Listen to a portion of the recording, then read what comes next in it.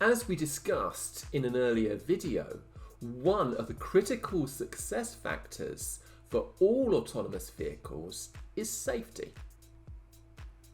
Establishing a strong network where all vehicles are connected to each other would go a long way to achieving the potential increase in safety that autonomous transport could offer. This type of connectivity is not easy to achieve, and the autonomous transport industry could spark hyper-growth opportunities in infrastructure and services market. But which technology do we use for long-term stability, and is the current market for autonomous transport growing fast enough to support the big investment needed to make it work? I met with the former CEO of Intel Europe, and he was based here in Dublin. We actually live near each other, and we were chatting one day, and he maintained that at the time the drone industry was folding over in itself every 8 months, whereas with, say, chip manufacture, which is what Intel were doing, was every 18 months. Dr. Peter Harrop is the chairperson at ID Tech EX. If we focus on fixed wing aircraft, some of which have vertical thrusters so they can take off and land vertically, that technology is moving extremely fast. There's something called distributed propulsion, where with electrics you can actually intimately merge your aerodynamics and thrust. You can't do that with conventional engines.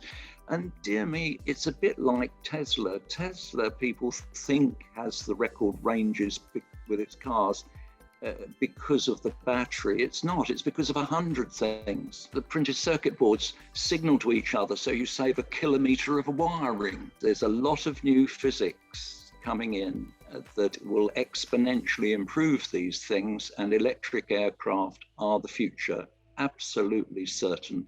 And it will expand the market for them hugely. But both drone technology and autonomous cars are benefiting from a convergence with another type of technology, connectivity. So when aircraft are coming in and out of a regular air traffic control, there's somebody that's sitting there and they're kind of deciding what aircraft goes where and keeping it all safe. But further down the road, we're going to have delivery drones and passenger drones. We already have delivery drones in Ireland. You can order in parts of Ireland, you can order Tesco's by drone.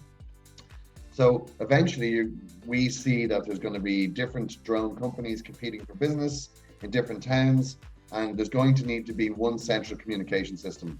There are different names given to it. You have UTM, U-Space.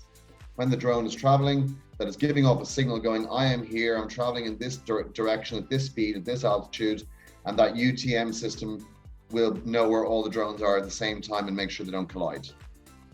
So that's a little bit like an internet of drones. Connectivity will also be an important technology behind autonomous cars, so each car knows where all other cars are in any given area because they will be connected to the internet. That's exactly what we're seeing from discussions on connectivity and what features are going to come first. Early warning for emergency vehicles, police, ambulance, fire engines is all something that people are thinking about as a priority for connectivity. Not that connectivity holds all the answers. We have to distinguish between autonomy, where the ideal is the sort of Tesla approach of I can drop this on the moon, on Mars, or in Siberia, and it works. It's not going to rely as you hurtle along a country lane on whether some box is on a pole and working today. You're not going to risk your life on that, or 6G infrastructure. It's not at all certain that 5G will be deployed worldwide. I mean, there's big expense and it's not used much in America at the moment, and so on. So distinguish between autonomy, where it's not certain that Tesla is going to succeed with its approach, but at least its objective of not needing connectivity to save your life, okay, is a good one. Now set that aside, and connectivity of drones and cars and boats and ships and everything is marvelous, something we very much want. Obviously, we need that for all manner of things, communications and so on. It is the convergence of exponential technologies, such as advances in chips, connectivity technologies, learning rates from AI, and all the other various technologies that make autonomous cars and passenger drones possible, such as radar, LiDAR, image recognition software, and GPS, that are charging this revolution. In our next video, we will be looking at whether or not we will be seeing autonomous vehicles on the roads and in the skies in the next 10 years. The reality may surprise you. Thanks for watching. We hope you enjoyed the video. If you like what we do, please consider becoming a Techopian on Patreon. It will help us to continue researching and creating the content that you're interested in.